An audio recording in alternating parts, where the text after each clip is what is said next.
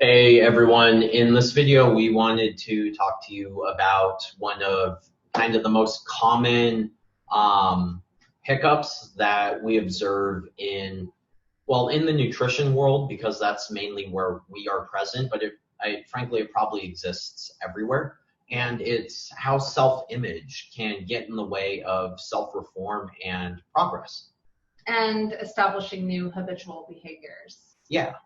And so the reason we say that is because, on a day-to-day basis, you're going to encounter any number of obstacles that make it hard to stick to habits, or that make it easy to stick in the belief plan that you currently have, right?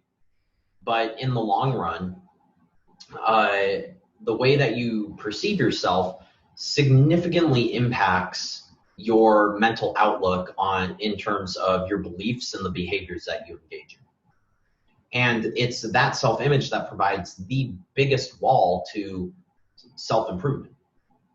And it's the number one place where people stick when adopting new habits, is they don't fully mesh in with the identity that they have built over their lifetime.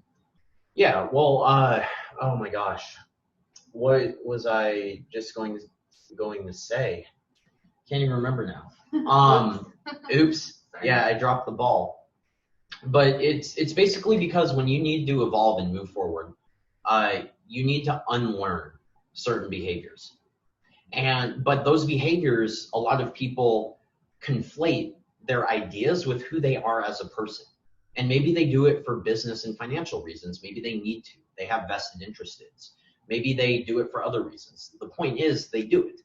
And it's really hard to break down current belief paradigms and unlearn those detrimental ways of thinking if that's your self-image, if that is your self-identity. Because you're essentially having to break down who you are and what you stand for in order to evolve and become a better human. Yeah, and the thing with that is it's a direct hit to your ego to admit that you're wrong, and so it takes a very fluid mindset to be able to do that. Most people have fixed mindsets, and that's why it's so hard. We adopt these beliefs through like our childhood programming, right? Through our parents. Like, just ask yourself, why do you believe that you have to have the dessert grandma gave you? Why? Probably because your mom told you it was rude not to. So now you're 40 years old and still eating the dessert that the little church lady brings you. Yeah. Because you think it's rude. Yeah. So you have to destruct those beliefs around your identity of being a nice person. Like, that doesn't make you nice. That's what your mom told you was nice. Yeah, and we can also expand this out from just personal development and bring it to, for example, the nutrition field. And I mainly want to take it here because I think a lot of our listeners, this would be a really good kind of practice point and perspective shift for them to have a little more empathy. And I fall flat on my face often when this happens, but it's a work in progress. And it's basically that everything we just said, the beliefs you have are often tied to who you are as a person, right? So when you think about people, and I'm not going to name names, but just think about people where their entire business model, their entire what they represent is tied to certain nutritional beliefs that are no longer really well supported in the literature. And you sit there and you're like, why can't you just admit you're wrong and move forward and continue conducting research, that type of thing. I'll name some names: Gary Taubes, Jimmy Moore. Those are people that their entire fucking business is built around this idea that is false. Sure. Sure. Right. Yeah, we can name names. Gary Taubes is the best example of this. You have Nina Teicholz, or however you say her last name, with her whole saturated fat book and attacking the dietary guidelines. You have people like Zoe Harcombe. All of these people have a very kind of anti-conventional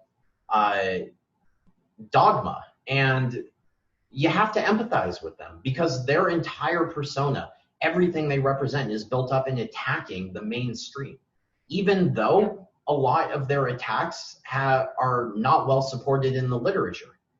But I mean, it's hard to, when your entire business and who you are as a person, your security is being challenged, and that's what it is. It's hard to admit that you're wrong. I mean, take it, bring it back to yourself. Imagine if whatever job you were working, imagine if that job was just like shown to not be needed in society or whatever. And would you just be like, oh, well, this job's not needed. Guess I'm just going to put myself out of business because that's going to be the right thing to do? Or would you figure out a way to continue to try and make it work because that's literally your livelihood? I mean, it's not the best analogy, but I think it gets the point across. Like, you can't just expect people to give up like their sustenance for the sake of being scientifically accurate 100% of the time. I mean, and we can make moral arguments on either side. You have to be very careful how you approach different dietary beliefs too. Yeah. Which I think we both do a good job of not stating anything too firmly, right? Because then when you get too firm in your ideas, when new research comes out, that's when it's an issue. Yeah. But I mean, at the same time, taking a more fluid stance on these topics isn't the best way to get people to follow you or to make money. No, it's not a good business. Extremism sells, right? And so, I mean, it's understandable why they do these things and how they get sucked into that trap, because once they realize, oh, I can do well doing this type of thing, and then they become popular while also doing well, like financially, for example, I mean, it just sets you up to want to continue down that path regardless of where the scientific evidence is at.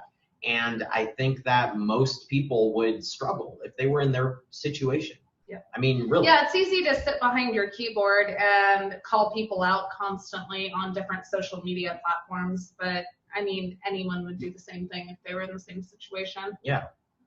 So I guess the point here is that self-identity most often gets in the way. You need to deconstruct your self-identity in order to evolve and move forward. But that can be really hard to do depending on the circumstances. And so if you see people stuck in a rut and not moving forward in the way that you think they should, try and take a step back, have a little empathy for whatever position they could be in, because you don't know the amount of like mental struggles they're going through trying. Maybe they are trying to move forward, but it's just so difficult because of the self-identity they've erected. Yeah, I've watched some public figures go through that same thing, and they're actually great now, but they went through like a period of pretty much saying a bunch of nonsense. Yeah. And then moving through the slow changes, and people still like judge them for years ago, which is crazy to me. I'm like, people change, like they learn and they adapt. And agreed. Yeah. Well, I think that's really all we wanted to cover in this one. So if you like this information, then awesome. That's what we're trying to do. And if you know someone who you think this video would help out, share it with them. Thanks, everyone.